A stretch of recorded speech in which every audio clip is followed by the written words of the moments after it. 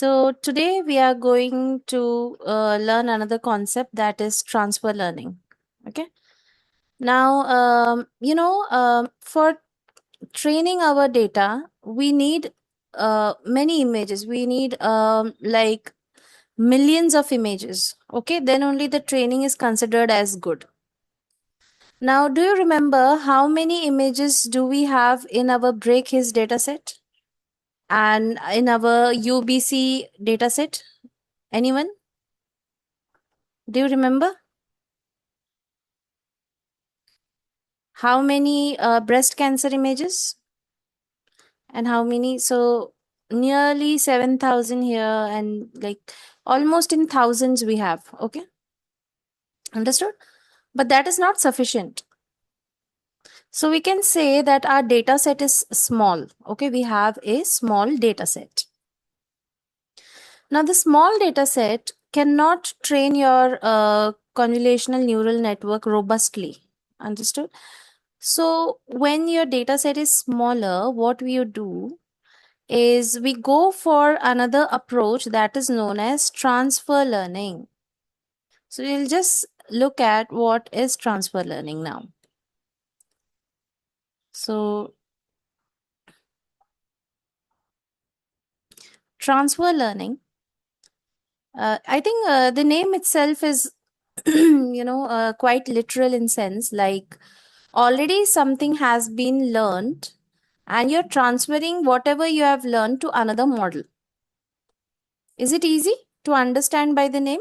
Can I please get some voice? Yes, no. So the name itself is very literal in sense. Yes, transfer learning. Now this transfer learning is already pre-built model, and it is a smarter way to train small image data set. So not only histopathology data set, but any small image data set. And because already some learning has been done and you're transferring whatever already has been learned, so definitely less computation will be used. So no wasted compute. And whatever pre-trained knowledge that model already has, that we are going to reuse. So this is the reason why we cannot build everything. You can look at thousands and thousands of papers, right? Even I started by building CNN from scratch, but I never got more than 30 or more than 25% accuracy. Then we came to know, if your data set itself is small, you cannot reach in true sense, it cannot learn. It will memorize but not learn your model, right? So that is why for very small data set, it is better to go with transfer learning models, right? Then what will you understand here in today's day is CNN, if you start from scratch, why does it train from when you're starting from scratch in small data sets? Because it will not learn. What it will do, it will just memorize. Okay, learning is not there, only memorization.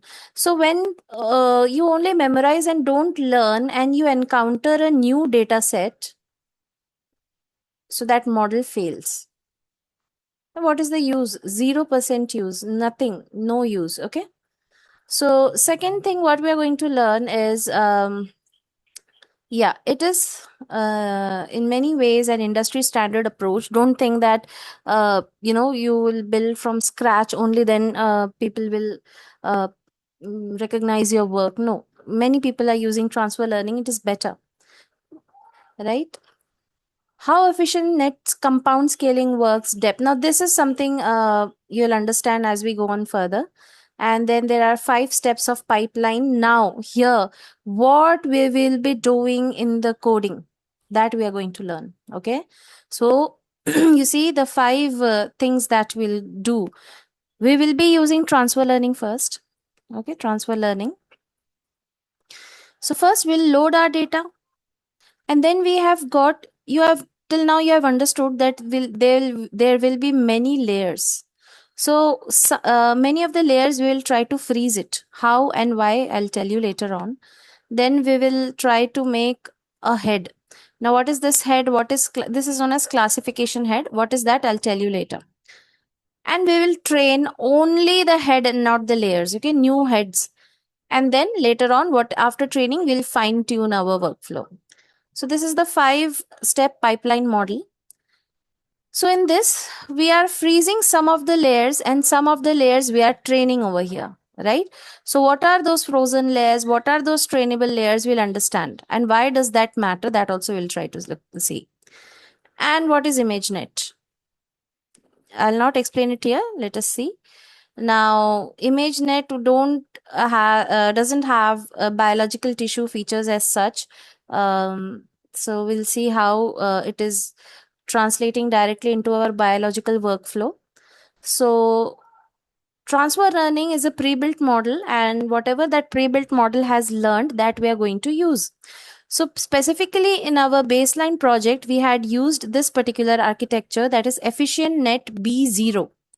Okay, and so there are other models also like ResNet, VGG, DenseNet, VIT, and we'll compare this framework with other frameworks also, so with other architectures as well.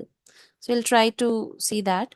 Now, then what mistakes we can do as beginners, as learners, okay, and how we can avoid those mistakes, all those things also we'll try to learn. Now, there's an analogy. So, if I go too deep, I'll waste too much time. Basically, what they're telling here, you have a doctor who is a fresh graduate, okay?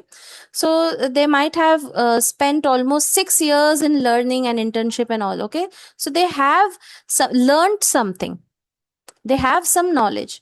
Now, suddenly they are posted into oncology department. Do you think that doctor, I need answer from you right now. So, do you think that person will start everything from scratch, or it will use the knowledge that they have gained within those 6 years of MBBS? Tell me. Use previous knowledge.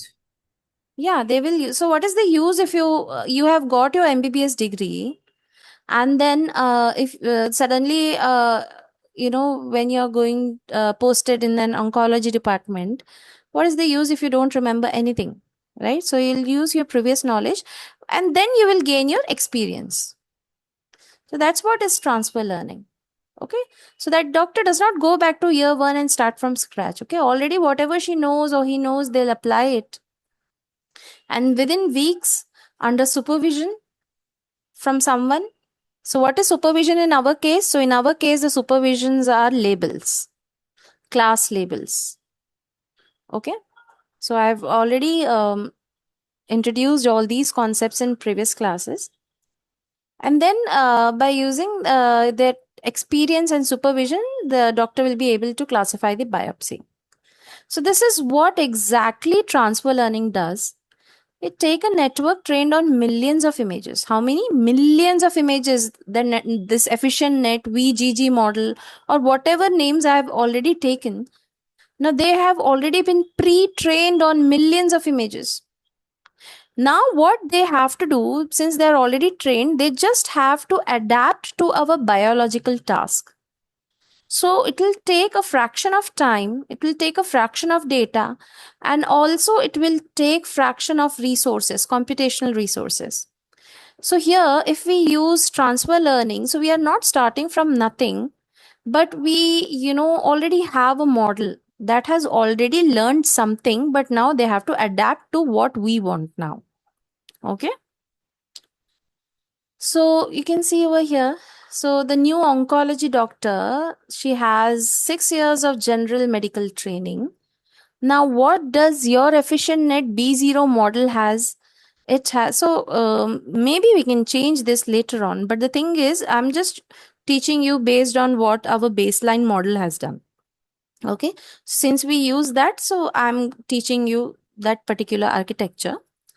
Once you know the gist of it, you can on your own later you can experiment with other pre-trained model, or maybe you can try to make a convolutional network from scratch by yourself once you have understood everything.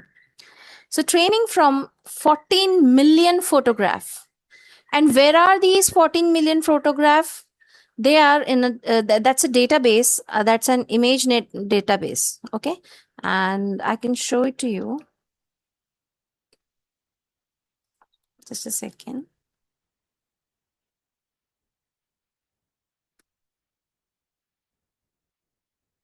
Yeah, can you see this? This is the this is image-net.org. Yes, so this is the ImageNet data you can download from here. Okay, about this database, if you click on about, you'll understand. Everybody, can you see this page? Yes or no? Yes. Okay, so ImageNet is an image database organized according to WorldNet hierarchy. Okay, now okay, so these are some details. Now this is used for advancing computer vision and deep learning research. So already many frameworks are provided and we can use that. One such example is your EfficientNet B0 pre-trained model. So now these are some analogies that I've given you, that she can also read tissues, the doctor. She can by herself detect abnormality, or visual reasoning she can do. So similarly, this EfficientNet B0, now 14 million images that has been given over here are common images. So common images like images of cats, dogs, flowers, buildings, pens, and all those things. So, but these images, they are not directly helpful to us. But at least what these images have taught to this EfficientNet B0 model is that they can detect edges, they can detect texture, shape, spatial patterns, or they can detect colors and color shifts as well. So all these things, the our pre-trained model is capable of doing. So we'll exploit these capabilities and we'll try, to make them learn our cancer image data set. So since the doctor has knowledge but she doesn't have experience, so yeah, we can use some supervision from others on cancer specific slides. And here what supervision we'll be having, that our folders and images are labeled and self explanatory, right? Now what the doctors can do, she'll classify the biopsy accurately, and within weeks she will be trained to do it without supervision. So like when she gets new data sets, okay, new slides, she can do it by herself. Now what is our result? So strong classifier with more than it's not less than, it's actually more than 2000 images, and in fact more than 10,000 images we can say, because we are using two data sets over here, right? So this our data set will do. So what is the core principle? The core principle is that you are borrowing 99% of the network. What is the network we are using? Please note down the name, that is EfficientNet. EfficientNet, and the version is B0, baseline model. Okay. And retaining only 1% of it, and that 1% part of that needs to understand your specific biology. So already 99% of whatever it has learned, we are using that, and we just need them to adapt only 1% so that they can understand the specific biology, how you have understood till now in the previous classes, right? Other things like detecting texture, detecting edges, detecting patterns, already that model has learned from millions of other images. Got it? So why training a CNN from scratch fails over here? Now, the data problem, the first thing is, we need, if you are training anything from scratch, you need more than at least, and now this is the minimum number, okay, more than 10,000 image, 10,000 plus image. Okay. And also they should be well annotated. What do you mean by annotated? We are commenting on it. Okay, that where does the boundary of a particular, suppose this is a nucleus, so where does the boundary stops? Okay, suppose something is over here, so what is mitochondria and what is mitotic body? Okay, all these things if we write, we inside a figure, if we write it, so this particular thing is like something, we write the name, so that is also very helpful. But our data is not well annotated many of the times.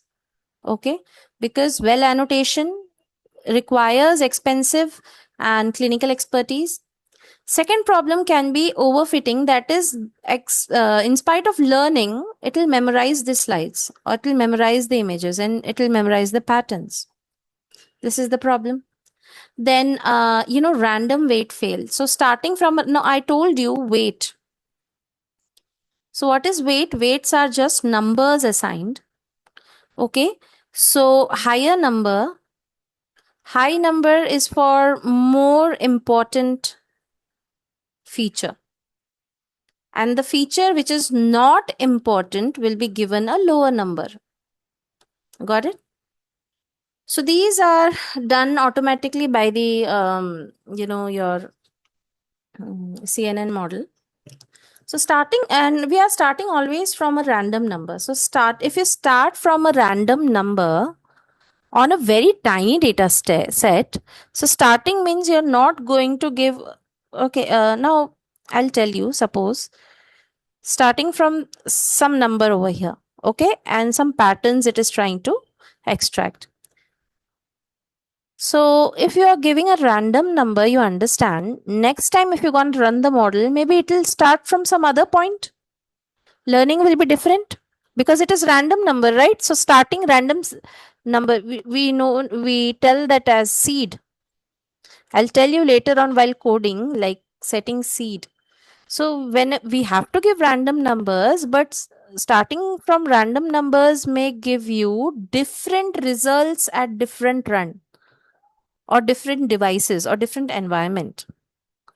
Okay, especially in a tiny data set, they're saying that means there's no starting point. How to tackle that, I'll tell you later on. But yeah, using pre-trained model also helps in this.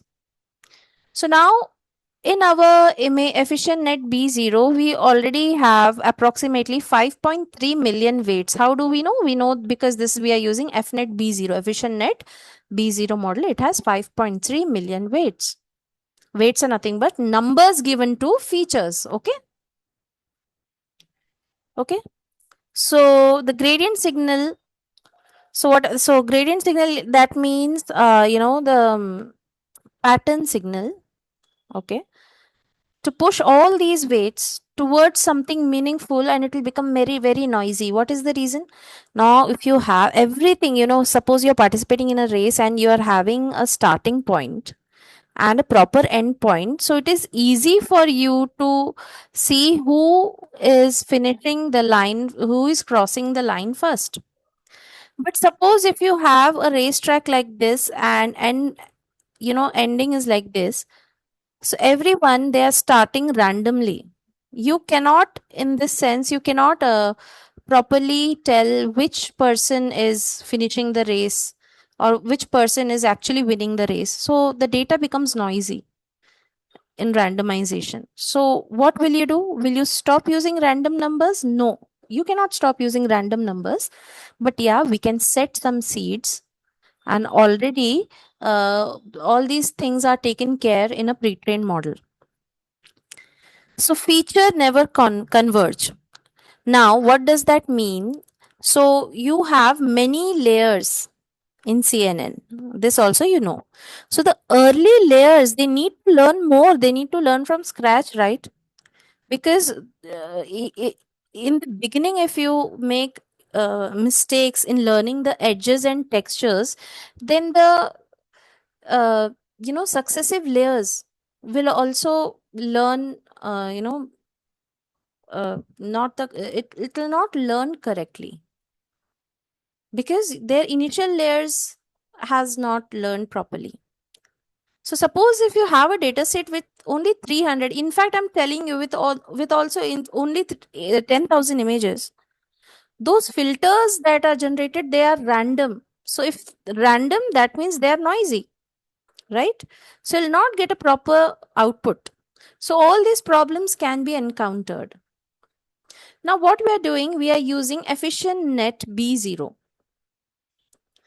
So because it is already pre-trained model, so what the people have done, so Google, what they have done, so in this okay, the detail I'll not go now because there's the details are there later. So now just try to understand that it has approximately 5.3 million parameters, like 5.3 million weights it has. Okay, so you can use also in such type of data which has 200 to 2000 images, and that's perfect if you have smaller data set. Got it? Okay. So now if you start this from scratch, if you have many more weights than your images, then definitely your data can be having a problem of, you can have a problem of overfitting. But since we're using a pre-trained model, we will try to see how we can uh, solve this problem. So with transfer learning, what we do, only few layers need updating, right?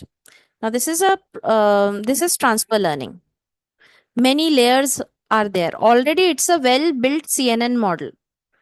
It is a very well-built CNN model, right? Now there are so many layers. Each layers will have so many features, and each features will have so many weights, right?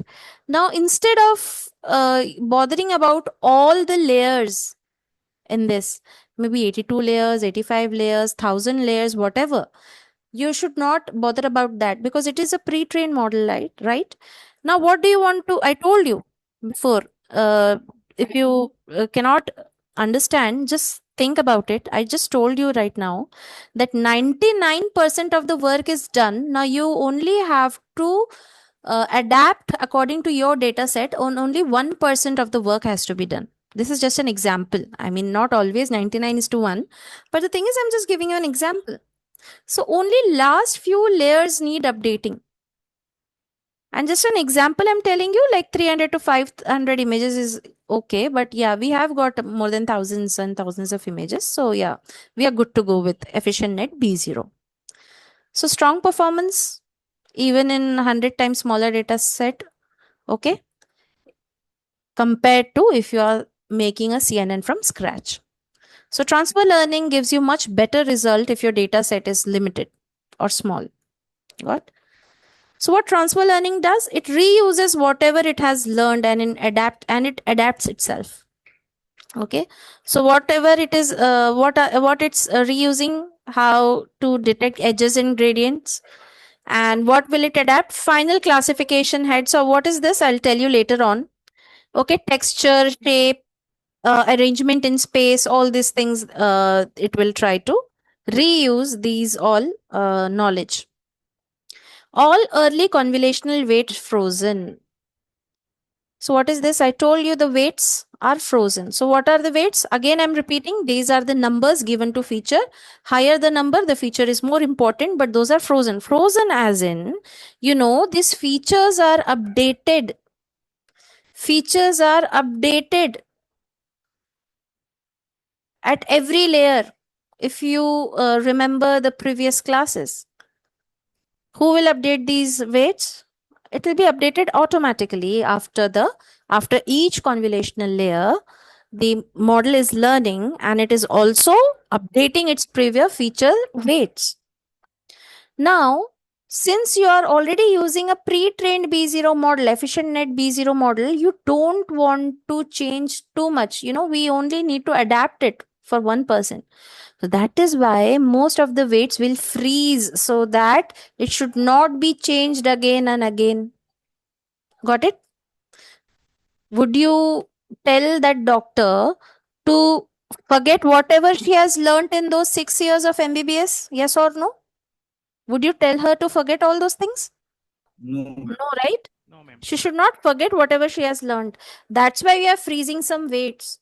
So what are the weights that it has already learned? We are freezing that so that the model should not forget whatever is already there in that particular model. Okay, so I'm skipping some these things because you need to learn by yourself. Just go to this website, okay, and read it. Then now you will understand.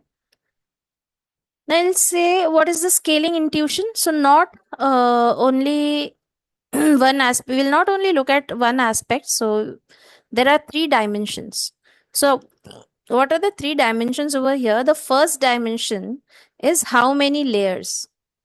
Second dimension is in each layer how many filters are there, and in each filter how many pixels are there. So more pixels, that means we can have larger images. So these things are there. So now, before EfficientNet or before any transfer learning model, what CNN researchers they tried to do, whether we should focus more on depth, that means whether we should increase the number of layers, or shall we increase the number of filters, or shall we give bigger images. So they mixed and matched everything, they tried every permutation and combination. And, we came to know that something is optimal combination they have found.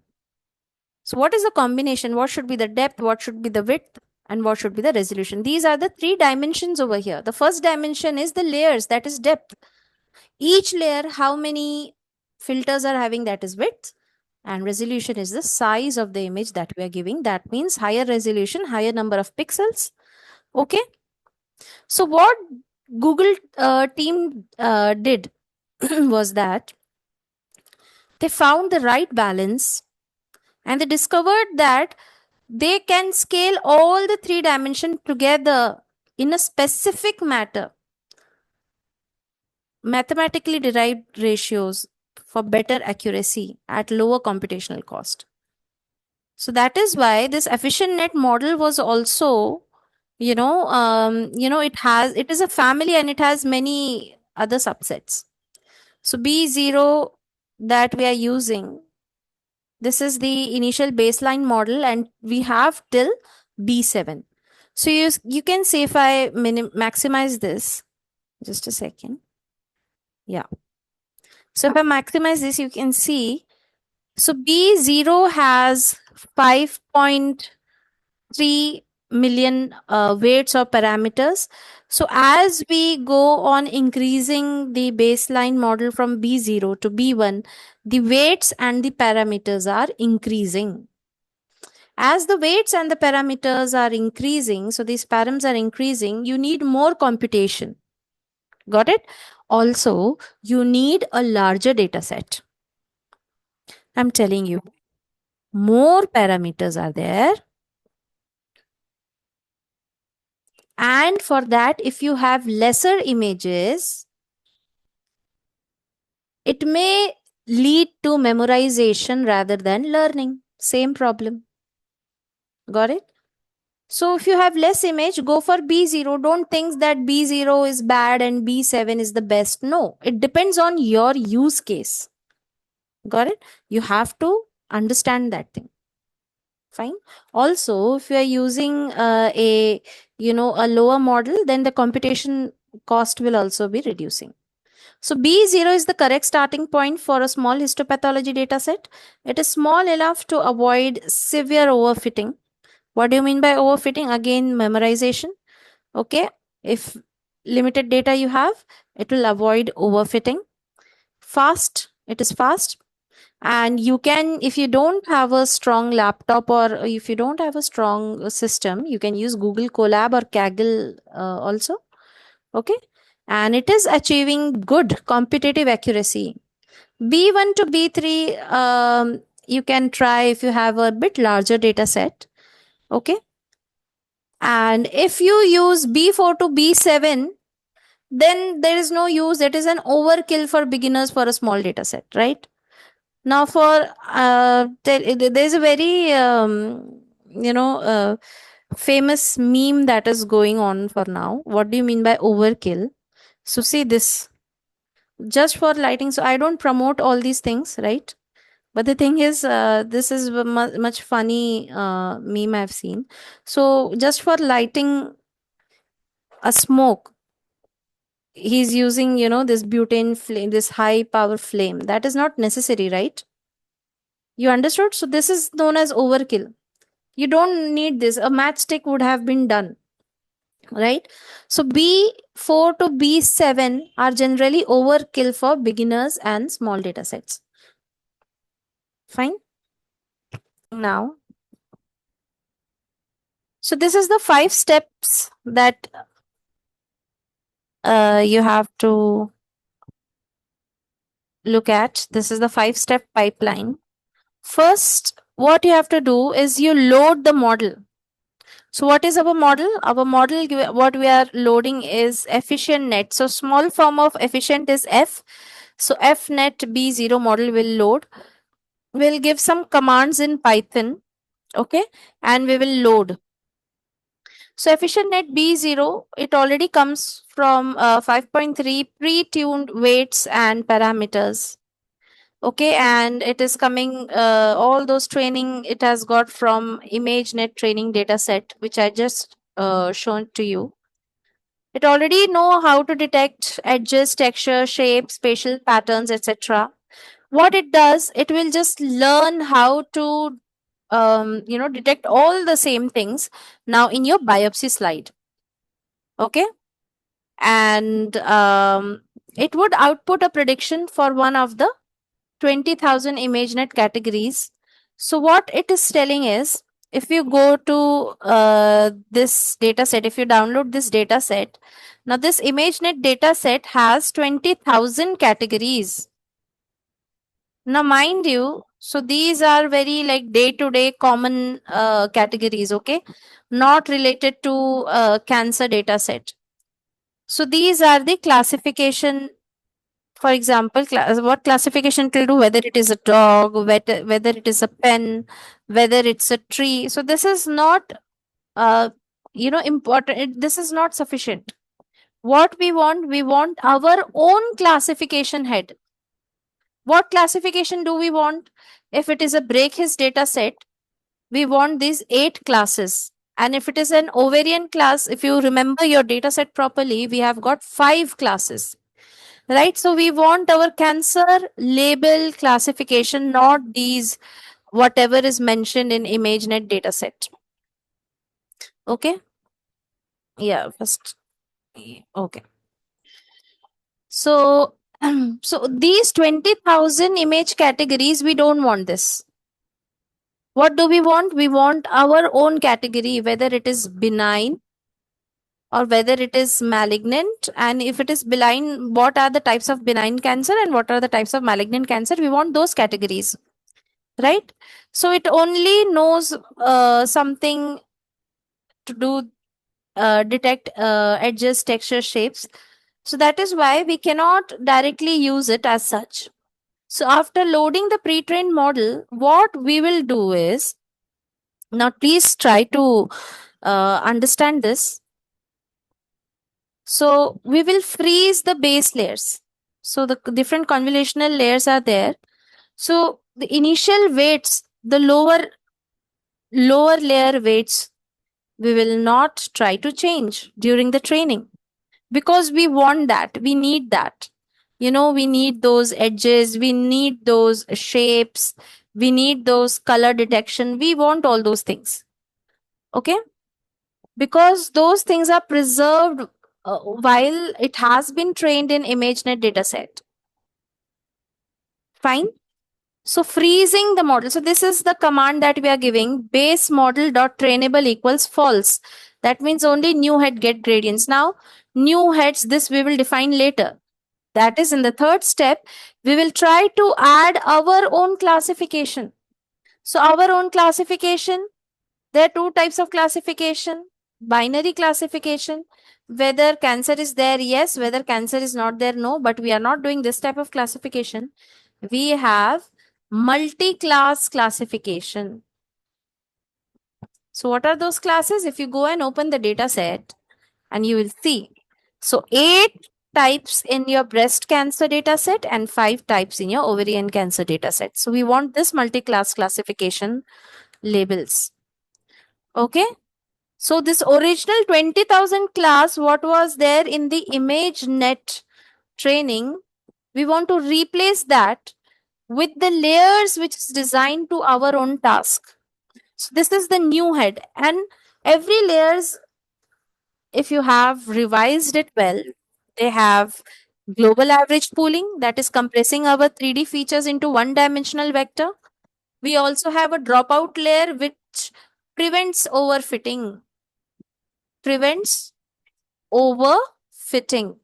Okay. And we have a dense layer and the final output layer. Okay. I'll just tell you later on how, with the help of a flow diagram. So again, I'm repeating, you load the model. Okay. But you freeze the initial layer because that we want. But the upper layers, we don't want those class output layers. We don't want class output layers. So we will add our own classification head. So different layers are there. We want this, yes, but the upper classification head we don't want. So we'll freeze this much. Got it? So half of the layers, more than half of the layers, 90% of the layers are frozen. Now, so whatever heads, that means whatever the classification labels you want. Okay, so 8 plus 5, 8 in breast cancer and 5 in ovarian cancer. Okay, that you will be training. You will be not training the base that frozen layer. So base layers, frozen layers, this will not be trained because we want those features to be unchanged. Now the head that you're giving, that the upper layers that you're giving, it will learn to map those features, whatever features are there in the frozen layer, it will learn to map those features in your cancer labels. Do you want me to repeat? See, the basic layers is telling you to detect shape, to detect texture, to detect color, whatever these things are. And that's why we are freezing it, we are keeping it, we are unchanging. But the upper layers we want, whether it is, like our class PT, adenosis, sarcoma, all those things, we want those labels, right? So that is why, since we are freezing the many of the layers, this phase is fast. So only few weights, that the upper classification head weights, are only being updated. And in fact, our data set is also comparatively smaller. So it converges quickly. And that is why, when we are training the head, you see, I'm telling you 3-4 points. It is fast enough because only few weights need to be updated. Converges quickly. Data set is small. So there's low risk of overfitting in this step. Please remember. So when we are training the head only, you overfitting, unless and until you do a very big blunder, you don't need to worry more about overfitting, right? So there is learning rate, and what are these things, I'll tell you in the next classes. So learning rate of 0.01 is okay. And we can only, epochs are nothing but one round of the complete data set. So likewise, you can go for 10 to 20 rounds or 10 to 20 epochs. Okay, with early stopping. What do you mean by early stopping? If it is learned before these 10 to 20 epochs, if the model has already learned, then why to reiterate, why to change all, why to go on with these rounds? So we can go for early stopping also. If the learning is quick, we can stop early. But now,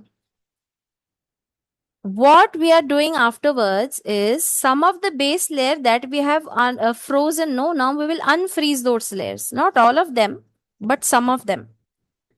We'll optionally unfreeze last few convolutional block. Okay.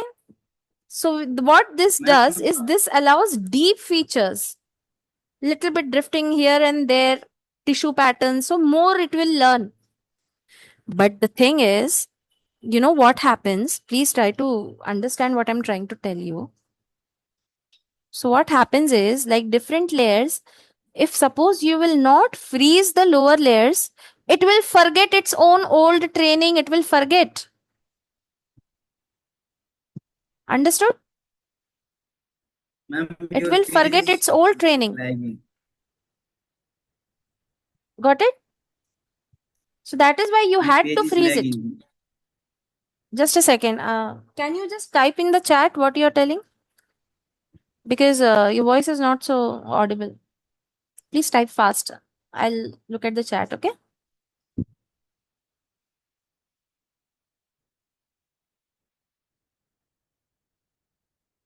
Page is lagging, Harim. Okay, okay. I guess it's a problem from your side. So what I'm telling you is, just a second. So again, I'm repeating.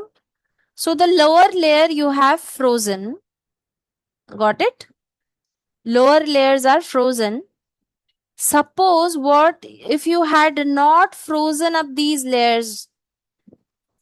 All the layers are free. What the model will do? It will forget previous learning. Yes. Okay, and that is why we are freezing the lower basic layers. We have to freeze.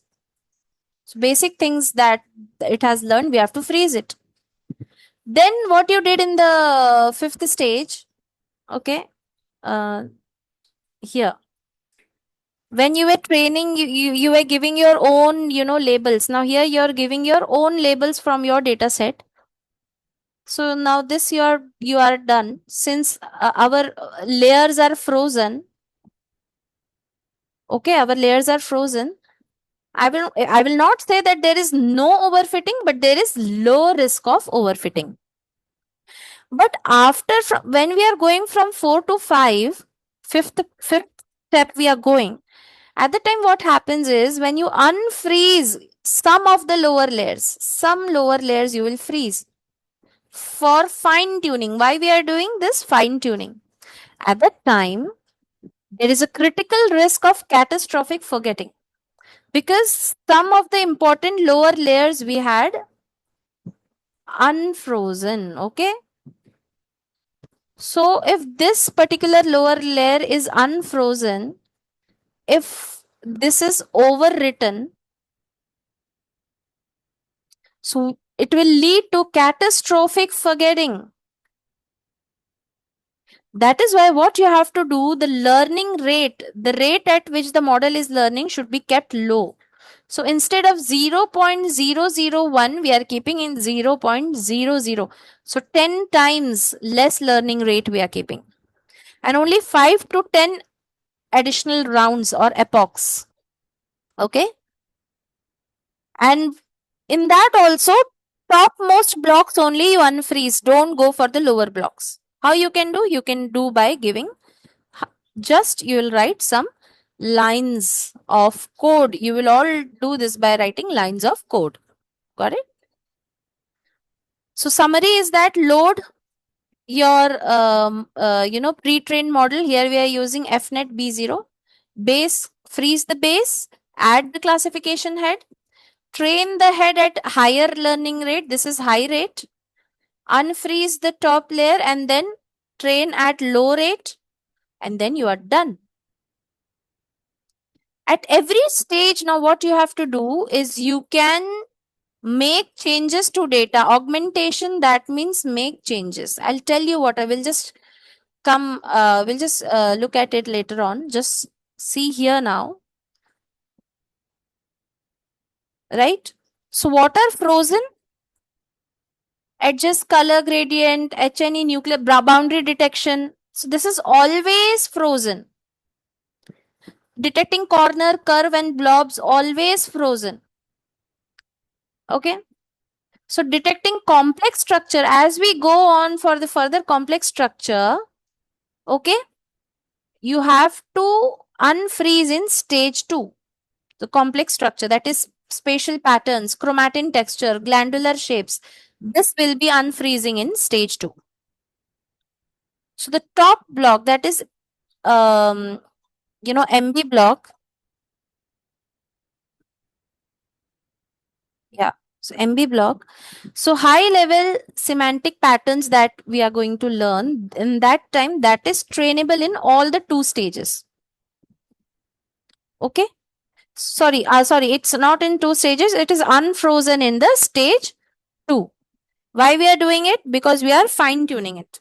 And since it is unfrozen in stage 2, we are fine tuning it. We have to lower the learning rate. LR is learning rate.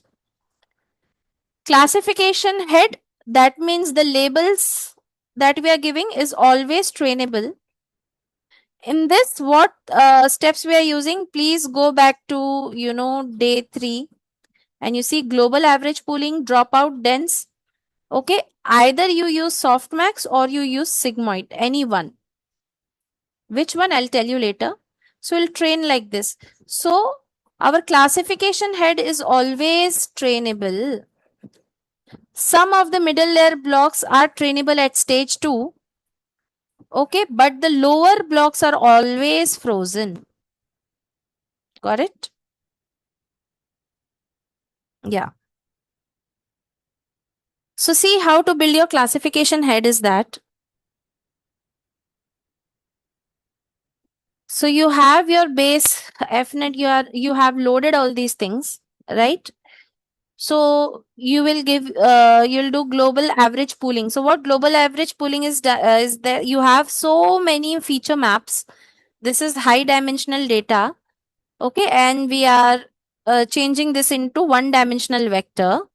Okay, so it will remove many dimensions. Now dropout is for dropout is something which reduces overfitting. Okay, reduces overfitting. Then at the last stage, neurons are generated. Now, this is for the breast cancer data set. This one. For breast cancer data set, we had 8 types of cancer, benign or malignant, total 8 types. So that is why 8 neurons are generated. And in for our ovarian cancer subtypes, we had, so not 4 neurons, sorry, here it should be 5 neurons. Okay, 5 neurons are generated. So we have actually 5 classes, not 4 classes. We have 5 classes, and that is why 5 neurons are generated. Got it? Now, there are 2 functions. One is softmax function and one is, okay, I'll write it down over here. So first is softmax function and the second one is sigmoid function. So for our project, we will be using softmax function only, because softmax function when we are using when we want multi-level classification. But sigmoid function when we will be using when we want only 2-level classification. But our project is not 2-level classification. We don't want to classify our data set into binary and malignant. We want, see here we want 8 subtypes and here we want 5 subtypes. Got it? So which function we will be using, softmax or sigmoid? Tell me. We want 8-level classification here and 5-level classification here. So in each step here, what we'll use? Very good. Softmax function will be using. Because sigmoid function is used for binary classification. Got it? So don't go for details, but at least get a concept right. Okay. So this you can go by yourself. Most of the interface is interactive. I've tried to make it interactive. Just click, close them. So, okay. Just go and read it by yourself. So again, layer 1, layer 2, what it does, layer 3, what it does, layer 5, what it does. Now I told you, so when we are doing all this process layer by layer, so some layer we are freezing and some layer we are, unfreezing in step 2 or stage 2. Unfreezing in stage 2. Okay, but we have our classification head. Why head? Because it is the topmost layer. Classification head. So that is always trainable.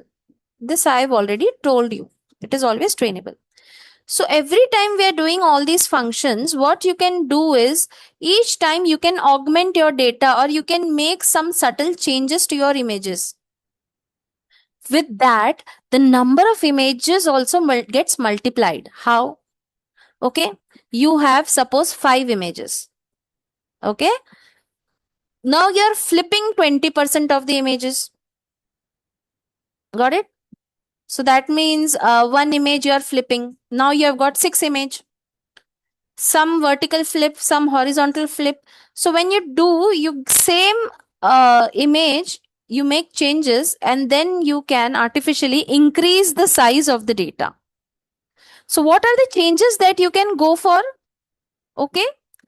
So you can go for flipping the image horizontally or vertically. You can also rotate your image, 45 degrees. From 0 to 90 degree, you can rotate. Color jitter. You can just change the shades of the color. But since we are here very color specific, we want pinks to reds for eosin. Okay. And blue to purple for, our hematoxylin. So even if you're using color jitter, you should not change so much, only a subtle variation in change. Because the signal, each stain has a signal. Stain color is very important. Okay. Otherwise, what are the other things? You can randomly zoom and crop the images as well. And you can also add Gaussian noise, scanner noise, okay, compression noise. All these image you can add to images, and thus by adding all these augmentations, everything will be done automatically if you give that command by coding. That also I'm telling you. So don't worry how you're doing. By command, by writing the lines of code, only we are going to do all these things. Now you see, if you have got 10,000s of images, we can easily go for 50,000 images by augmenting the original image. So image augmentation is very important. Got it? Please give me a yes or a no. Yes, ma'am. Yes. Okay.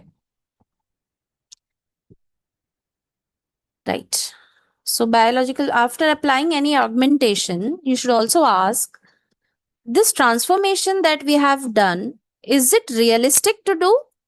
Flips and rotations are good for histopathology, but extreme color shift, sometimes if what signal will a green nucleus give you in HNE staining? Nothing. So you have to keep these things also in mind. Got it? So model comparison. So this is something which you can do it by yourself. Go to my website and please do it by yourself. EfficientNet B0 that we are using in initial phase. Okay, and when the practicals are done, okay, fine. So when the practicals we will be doing, we can try to change our image and we can try to compare also in our particular data sets. But since you can see EfficientNet has 5.3 million parameters, but others parameters are too much. Okay. So maybe our GPUs are good or not to handle all those things we should see. So here the percentage accuracy that they are giving, that is that comparison. So in GPU, how much time it will take in GPU? Fast, medium, slow, medium. Okay, so VGG16, it has how many? 138 million weights. Also, it is an old standard. Good for understanding CNN, but inefficient. Got it? So these all things you learn by yourself. Very self-explanatory. Okay. Other things also. Now, what makes efficient B0 better for histopathology beginners? So size advantage, speed. Okay. And squeeze and excitation. That means it will take out important, squeeze out. I'll not say take out. It will squeeze out important features. So all these things, it is there already built in EfficientNet's B0 or whatever model, but EfficientNet it is there. Okay. For HN because it can take features from color channels. So we have three color channels, RGB color channels. It will take features from the color channels as well. ResNet and VGG, they don't have this mechanism. So simply, by closing your eyes and following other papers, you cannot go for any model. So VGG ResNet, you can go for X-ray images, you can go for MRI images which are not colored one. You can go for these things. But for colored images, you want color channel features also to be extracted. So EfficientNet B0 is a good model. Also, it is a publication standard model. Got it? Yeah. So when to switch models? So once you have strong result from one model from EfficientNet B0, then you can go and compare with whatever models you feel necessary. Okay. But you should also go for um, more research and see which framework or which architecture needs how many minimum number of images. Got it? So mapping to your project, we have got two data sets. You know about this data set. You can go through this by yourself. Okay. So don't bother about what is this binary cross entropy, categorical cross entropy loss. We will learn about it later. Just go through this page, you will understand something. And yeah, what is the input size? So these things you should know. What should be the input size? So patch, I've already told you, patch is nothing but the smaller section of your image. So it is a 224 by 224 pixels like this horizontally and 224 pixels vertically. So that is a patch that only you have to feed it. Right? You should not change this parameter. Do not change. EfficientNet B0 takes 224 by 224 pixel patch at a time. And batch size can be changed, in one batch 16 to 32 images. And if you have better GPU access, you can increase also the batch size. So in stage 1, we need a higher learning rate. What is Adam? Adam optimizer, will talk about it later. So higher learning rate and stage 2 will go for lower learning rate for fine tuning purpose. Epochs are nothing but when one whole data set round is complete. So 20 to 50. That too, if the model has learned early, we can go for early stopping. So that is automatically, if the model has learned, it will stop. That we can go. Then dropout rate will be like reducing overfitting. So there are some parameters. Optimizer is Adam optimizer. We'll see that. So what is gradient descent? All you should know that, right? So these are some parameters that we'll be using.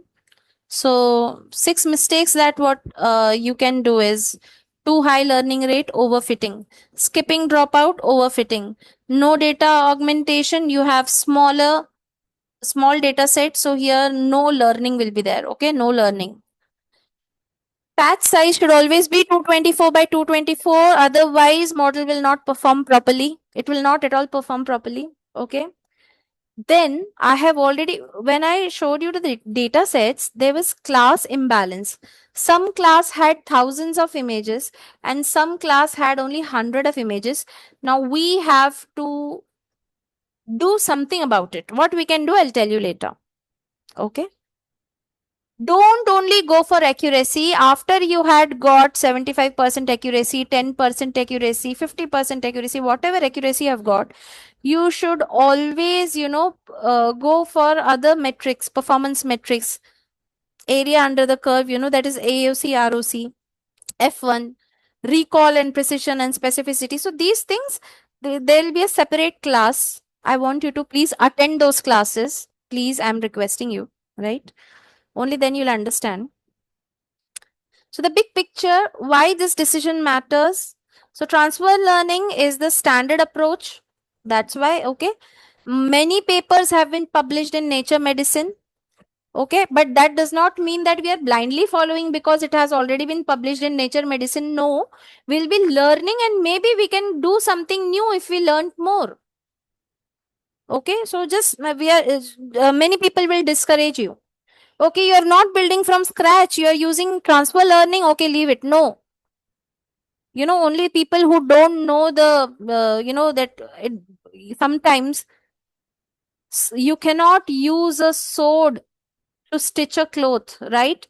So that is the analogy that is over here, that yeah, papers have been published by using this transfer learning. If you have a small data set, you cannot go for high level CNN models.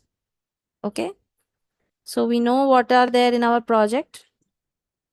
So the difference between your project and those papers, you see, read this. What is this? Okay, what you know about them, what most people starting AI do not. Now you know all these things now. Many people who are just starting, you are ahead of them now.